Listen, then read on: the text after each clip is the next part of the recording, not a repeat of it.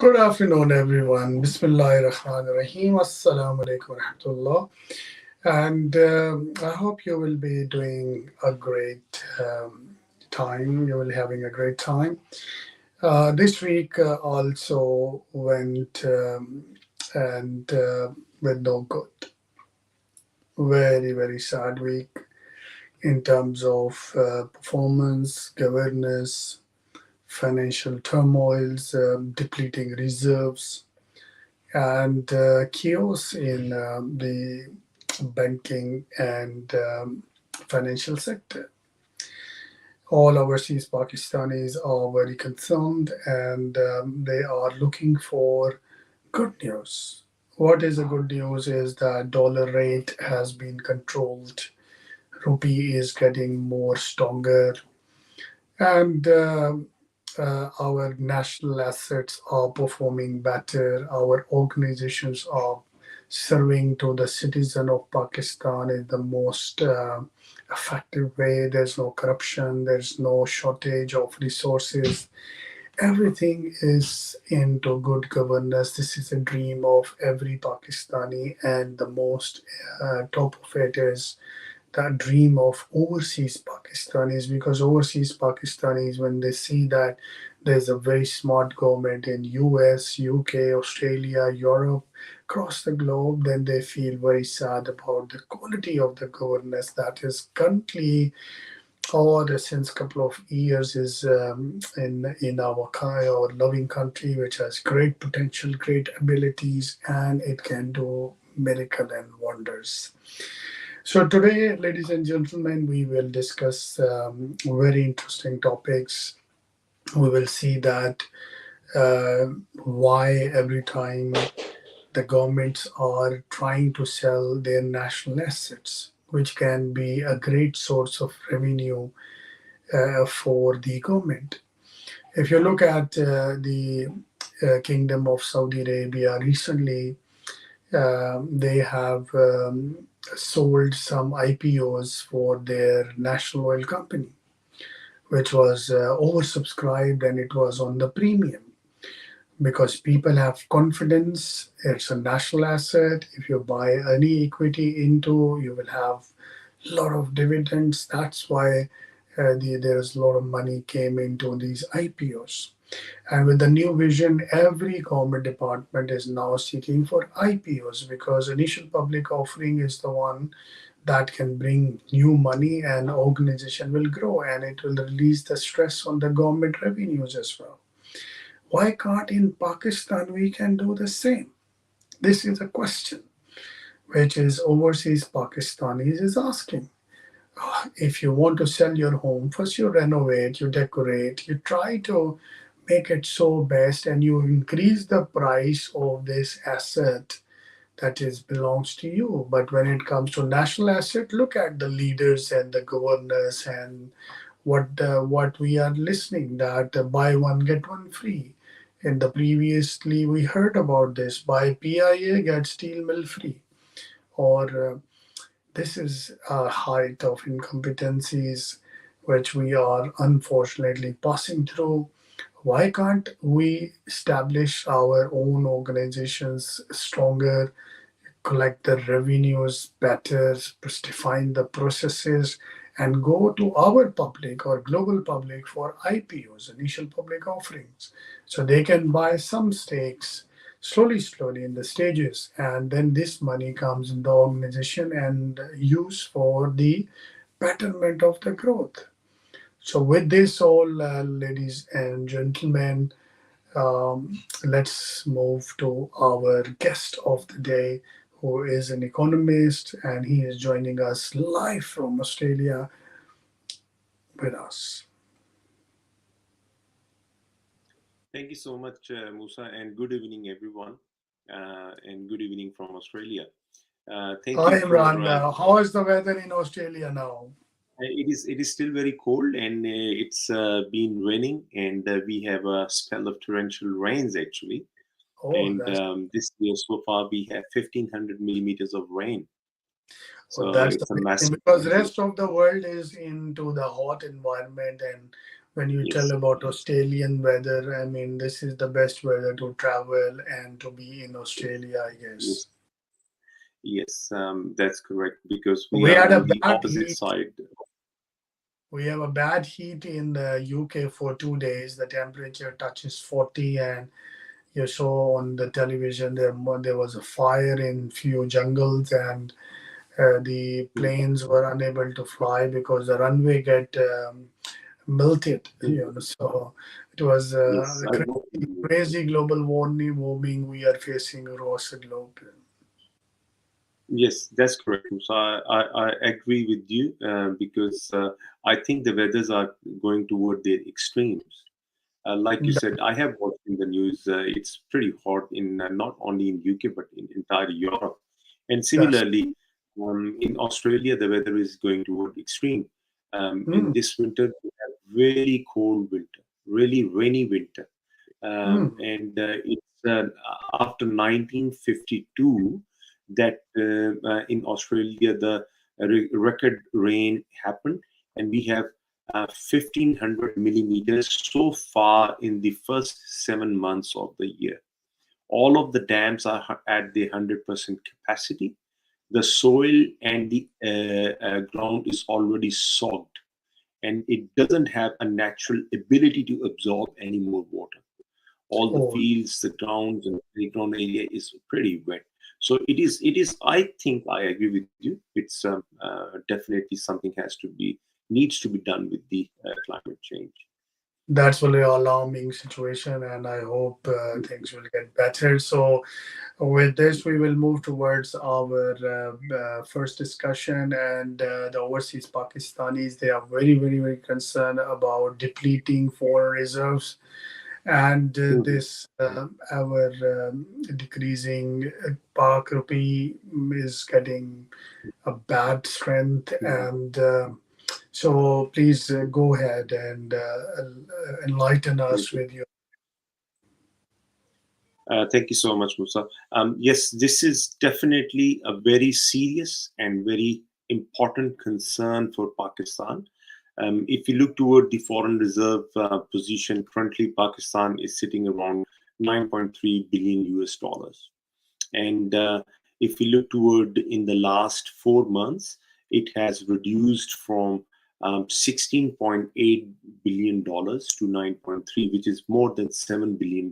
It's just a decline. I'm talking about the Reserve Bank or the State Bank of Pakistan reserves. It has a continuous decline in the foreign reserves. And if you look toward the reasons of declining of the foreign reserves, there are multiple factors. But most importantly, I would like to highlight the fact that since the foreign reserves are declining, nothing has been done on the as a government level, as a federation level, to see what are the reasons why our foreign reserves are continuously declining. What needs to be done? What has to be done? So at least we can put a stop or put a break on this situation where there is a depleting foreign reserves and declining foreign reserves is continuously happening. As we can see, the major reason in this one is also the sharp declining of the Pakistan rupee as well. Since 15th April this year, the rupee has loosened 28% of its value from 185 Pak rupee to 1 USD. It has come to 229 Pak rupee to 1 USD. So it is a big decline in the value of the Pak rupee as well. It is definitely affecting the foreign reserves of Pakistan, because Pakistan is a developing country. We highly dependent upon the import of energy resources, for oil, for the production of electricity, for the production of gas, which our local industry use as well as the industry, those who are directly, and the export industry, those who are producing goods and services for the export and for the generation of the foreign reserves. They are dependent upon these electricity and power and gas resources, which is directly imported by the government. The tariffs have gone up. So the cost of doing business for these industries, for these production facilities, is getting almost impossible. But in saying that, to compete in the world market with the pricing factor. Um, in the past, we have heard that when there is a decline or when there is a depreciation in the Pak rupee, it is helpful for the exporters to have better edge on the pricing in the world market. But in this current situation, this sharp declining of the Pak rupee and increasing effect on the energy resources is not helping anything to the exporters. And the export of the Pakistan is also going down. If you look toward the export figures, it has dropped down in the last month near to 2.2 billion US dollars. So my understanding is this: declining of the foreign reserve is a big factor. It's a point of concern. It is happening from the last 4 or 5 months. We have almost lose more than 7.3 billion US dollars just as a downward trend in the last 4 months. On the top of that, nothing has been done. No helpful measures, no remedy, and no benefits has been given to the export industry, which is a big source of bringing the foreign remittance in Pakistan. And similarly, the overseas Pakistanis, which were those who were investing in their money in the digital Naya Pakistan account, or the for the overseas Pakistanis, their investment level, their investment in that account is also going down. Now, the declining of the Pak rupee is also putting a lot of pressure on the budget of Pakistan as well. Because if we know that the budget which this current government has presented about a month ago, it was basically forecasting revenue generation of 7.5 trillion rupees. One thing we all need to understand here, that Pakistan uh, can only print Pak rupee. Pakistan cannot print US dollars. And whatever the revenue Pakistan government, through its fiscal measures, can generate in within the country by taxation, by revenue collection, by excise duty collections, by custom duty collections, or all other sources, that is only going to be done in the Pak rupee as well. Now, just as an example, if we see from since 15th of the April 2022, there is a 28% decline in the value of the Pak rupee. So, in saying that, we have already lose pretty much 26 to 28% of our budgetary value this year, because whatever the revenue we are going to collect, that is going to be in Pak rupee. Whether it's 7.5 trillion rupees or maybe 8 trillion rupees, or we collect more taxation. But in the end of the day, that the payments which we have to make to the world bodies for the repayments of the loans and interest on those loans, or these repayments, that is going to be in the US dollars. And that dollar is parity rate of the US dollar with the Pak rupee is having a crucial impact at the moment. And like I said, the most irony of the situation at the moment that there is no set point we can see when this is going to stop. What is the edge point where this is going to stop? And at which point we're going to start mending these things? It is getting worse day by day. Every day we can see that there's a sharp decline in the value of the Pak rupee. Foreign reserves are decreasing. There is a big political instability in Pakistan at the moment, which is actually acting as a fuel on the fire. And these all things will be actually putting the Pakistan in the very near future into very difficult positions financially, which is going to be very difficult. We have seen in the past month, Moody's has downgraded the Pakistan credit rating, and then there is another downgrade from another credit rating agency in the last week. So that has affected a lot as well for the country like Pakistan on their ability to get more credit from the world market. Even Pakistan is facing difficulty in securing a cash credit from its friendly countries like Saudi Arabia and China as well. Because mm, if you have seen that, I think it's more than 2 weeks now.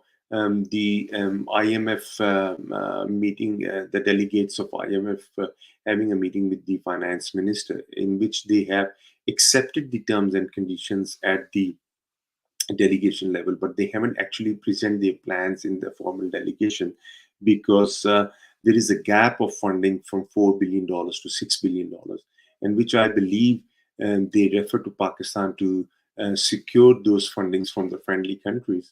But up till today, Pakistan is not having any success in securing this gap of funding. And due to this failure and not having any success in this issue, we can also witness the fact that the tranche of 1.3 billion US dollars from IMF is also delayed. It hasn't reached to the shores of Pakistan. So depleting foreign reserves, declining foreign reserves, sharp decline in the value of the Pak rupee, and decreasing exports. These all are very tough points and tough, creating a tough situation for Pakistan. And on the top of that, please remember this point, as I have mentioned, that the import of all energy resources, which is very crucial for running the day-to-day business in the country, is also getting more and more expensive when there is a sharp decline in the Pak rupee. Yes, Musa. Points. These points are very useful, and it reminded me when I we were finishing the school, and there was a government of Nawaz Sharif, and at that time there was a campaign run, Kar Savaro, Karz Utaro, Murk Savaro. So this, and we were very, a part of this campaign that, oh, what we did, there are debts too. But then we have seen the last 30 years almost the same situation in Pakistan, which the leverage from 10-15% slowly it's now reaching your 80-85% of your income. So income is not growing, debts are increasing, bad governance, bad competent people, repeated political instability, and no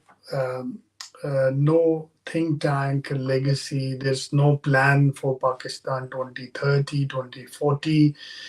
No vision in terms of which country we are going to be partners with, which countries are our friends, how to keep our friends, how to help them, how to get the help, which countries we will go visa free, which countries will our Pakistanis are living more, where we will increase the respect, when what facilities overseas Pakistanis need.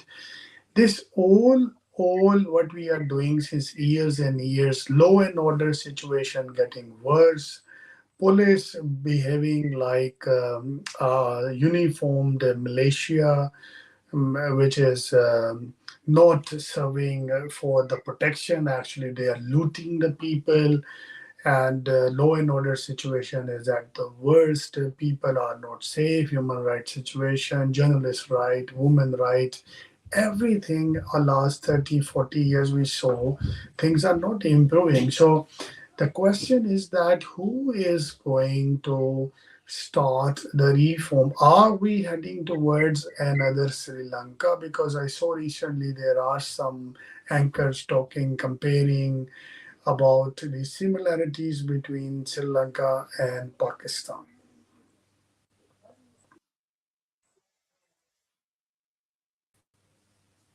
Um, Thank you, Musa. It's definitely an interesting and question and a very hot topic these days.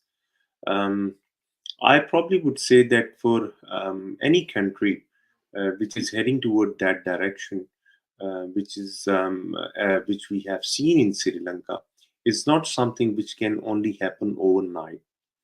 There are actually series of um, incidents and accidents which happen in that country from a very long period of time. And though, as a result of those series of incidents and accidents, that country will actually go into that sort of financial debacle.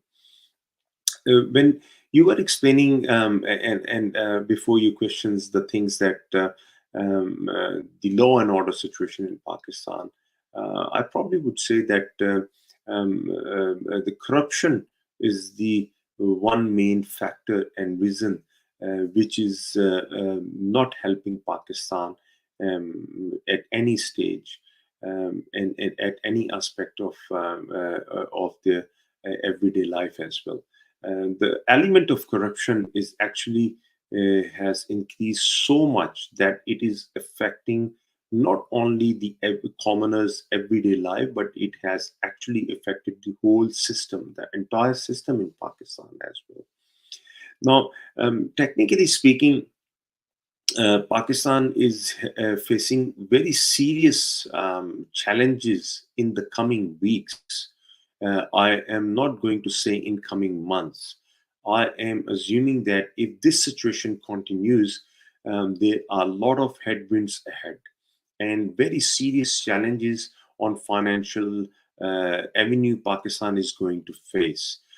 Currently, there are news that we are facing serious difficulties in terms of securing and opening LCs through the commercial banks. Even our Reserve Bank or the State Bank of Pakistan is facing serious concerns and challenges for establishing their LCs for the very important commodity in the country, which is the oil for the energy resources, because of the depleting foreign reserves as well.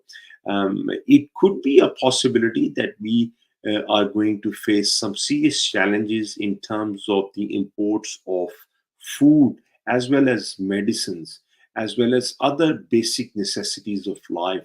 Because remember the fact that Pakistan economy is highly reliant on imports, even in spite of the fact that we are originally and basically an agriculture country, but still we import a lot of agriculture products. We import a lot of food products. We are not self-sustained and self-sufficient 100% in our food products as well.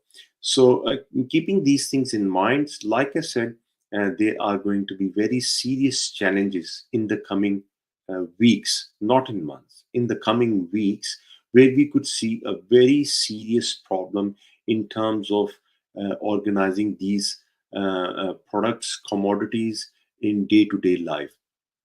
Also, we also need to be very mindful here with the fact that the situation of the depleting foreign reserves and sharp declining in the value of the Pak rupee, which actually started somewhere from the middle of April or from the beginning of April, because the financial institutions losing their trust on the Pakistan government or corporation or institutional system, and sharp declines of the foreign reserves started happening. But at the same time, um, as an economist and as an analyst, what I would be highlighting here, that people has beard this 3 months time from April to June or April to July, because they might have some reserve, they might have some bearing capacity. Small businesses, big businesses, every individuals, through their savings, through their cash flow, through their turnover, through their stocks in the godowns, in the warehouses, in the factories, and in the production centers. So they have actually bear that shock of sharp decline of the local currency, increase inflation, increase in the cost of production. All these shocks they were able to bear because of the reserve, or because of the stability or the good time they have in the last few years. So what could happen now if there is any other shock they have to face? Because they have used all of their reserves. They are pretty much in that position or situation where they are actually at the edge, or if not at the edge, they may be heading toward the edge. So, like I said, in the coming weeks, that is my understanding and my thought, that in coming weeks we are going to face some very serious challenges. We should need to start formulating some policies, some economic plan, how we can defend these challenges, how we can sustain through these challenges, how we can actually have some right policies where we can actually mitigate those negative circumstances. Like I have mentioned into my previous programs as well, we need to start doing some fuel rationing as well. We need to start doing some energy rationing as well. We need to start doing some barriers on the imports of unnecessary goods as well. So cannot witness anything, I cannot witness any right step toward the policy direction, toward the economic planning, and toward any guideline which has been done on the policy division in order to curtail these problems. Another example I would like to give you, that there is a serious energy crisis in terms of diesel fuel in Bangladesh about 3 or 4 weeks ago. They have introduced the fuel rationing as well. So one day in a week, all the petrol filling stations is going to close, because they want to supply the fuel to the industry. They want to make sure that their industry will continuously work. Their industry, if their industry will continuously work, it will not only produce goods and services for the export of the country, but it will also keep generating employment for the local people as well. So my saying is this: in Pakistan, what we can see every day and every second day, there is a political fight going on. There is a political rift going on, and all the institutions and all the administrative factors is just watching this, and no action has been done. These things is seriously affecting the economy and financial position of Pakistan.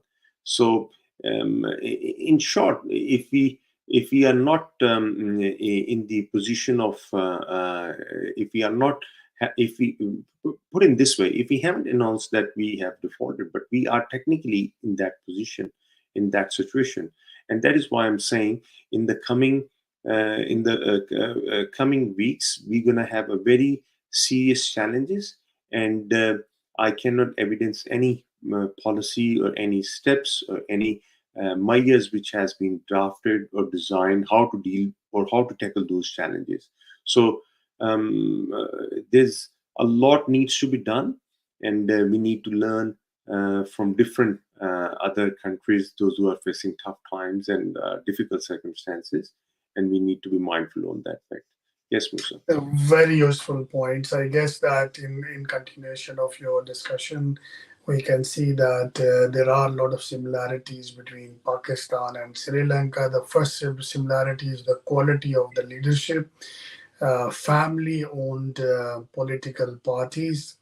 In Sri Lanka, family owned parties. Currently, like if you can see, the prime minister is the father and the chief minister of Punjab is the son, and right left all cousins and uncles and aunts, they are the best rulers in the history of the world, and they believe that no one can run the country better than this. So this is the community between Sri Lankan brothers, uncles and aunt based comment, and Pakistani uncle and aunts, son and grandsons based comment.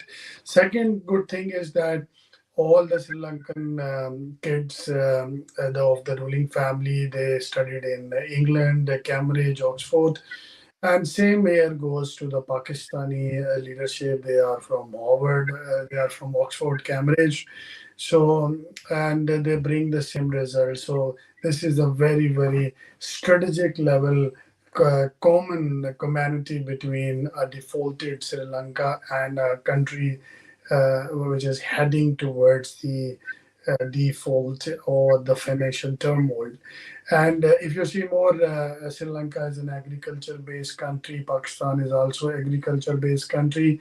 Sri Lanka is also unable to increase the output in terms of agriculture. Their products are not quality products.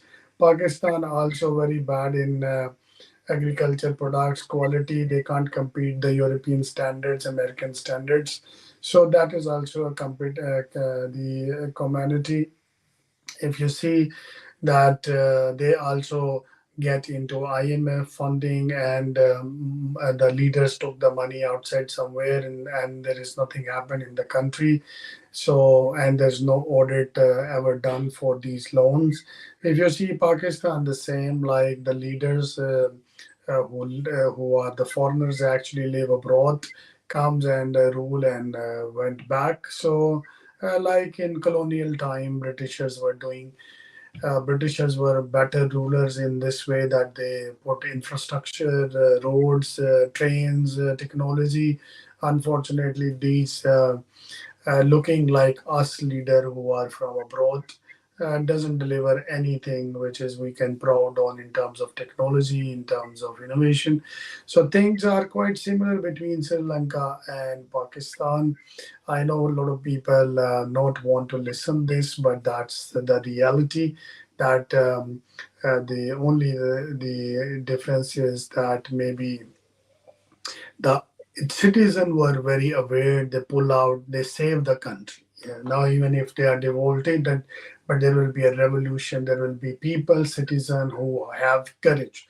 In Pakistan, we can see that people are still, a lot of people are aware. They want change, the real change, but there are still urban and village population that is still stick to the old mentality. So the community of the citizen are unable to understand that what has happened with their country.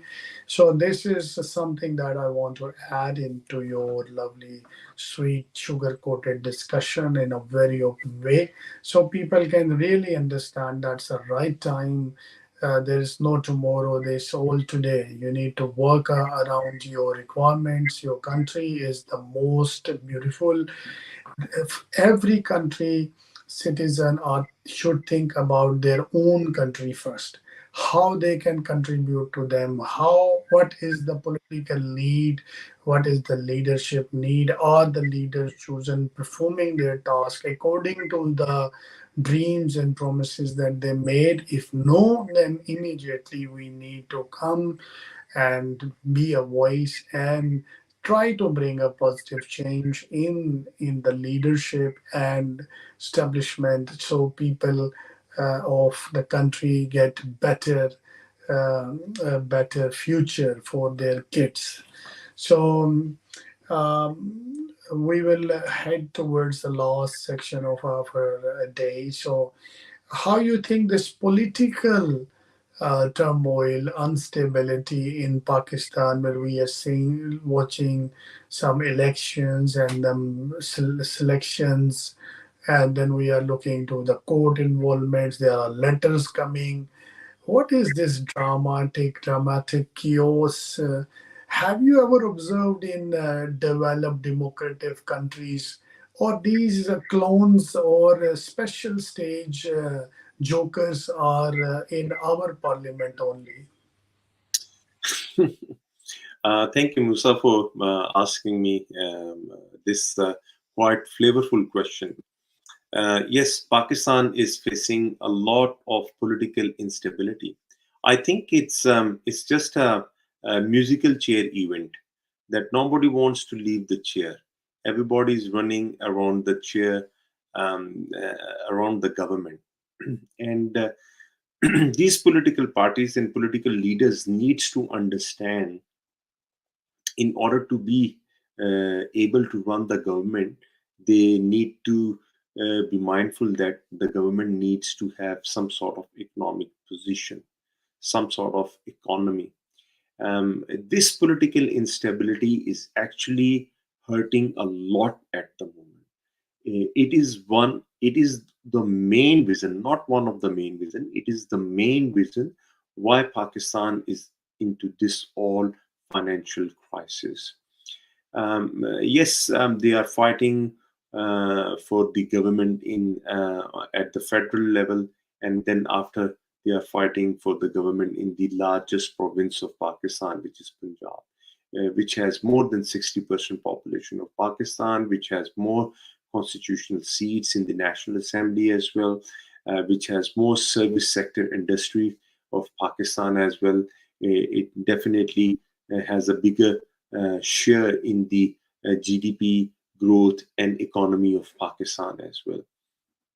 But at the same time, I would also like to highlight the fact that when you were talking about the Sri Lanka default situation and the people came on to roads and streets, and they have actually started fighting against the corrupt regime of Rajapaksha and his family, because one brother was the president and the other was prime minister, and all of his brothers and cousins uh, were on the important ministerial portfolios.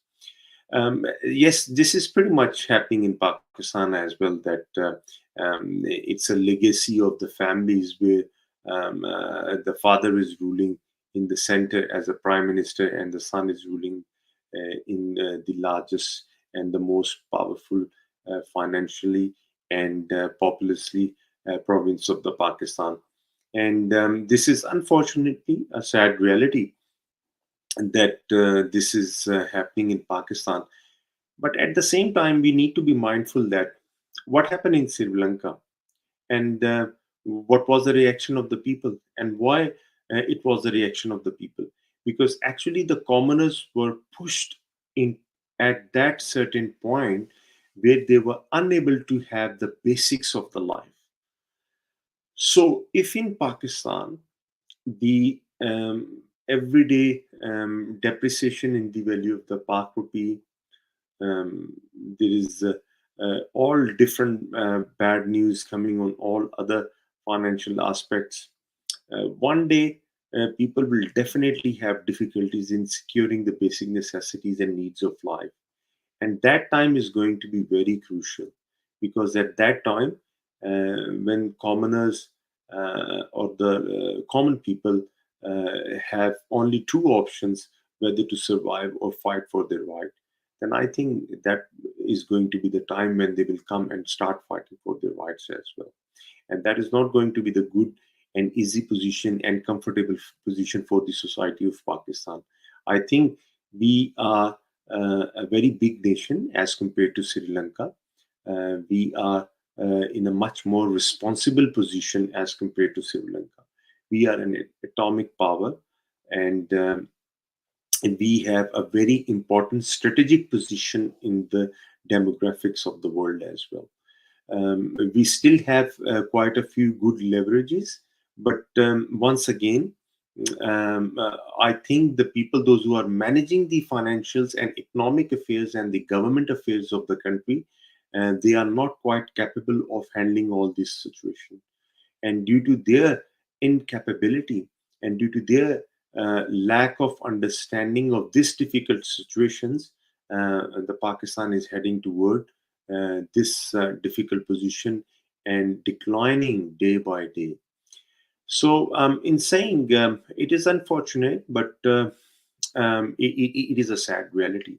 And as far as the things concerned about the developed countries of the world, about their democracies and their institutions and their systems, they have some moral authorities, moral values, and they will go with their moral values. I think that is one of the main reasons, and it is missing in Pakistan. There is no moral authority, there is no moral values. Um, the politicians are just fighting for their seats. They are just running a musical chair there. Yes, Musa. I guess this is a very insightful discussion today. We touched a lot of important points. I want to thank you, Imran, for joining us and giving a lovely insight to our audience. I hope the sound of you and all the overseas Pakistanis who are very concerned about Pakistan will reach to the minds of the people of Pakistan. It will help them to take necessary and right steps in order to choose their leader and ask justice and audit from their leadership, because this is what they have been chosen for, and their job was to deliver Pakistan a better job and make us a better country. And with this hope that Pakistan will grow and it will be the greatest nation in the world, I want to goodbye and thank you for joining us for today. And we are looking forward to see you in our next episode with our next new topics, which will be the topics of the week. Till then, take care of yourself and Assalamu alaikum. Khuda Hafiz.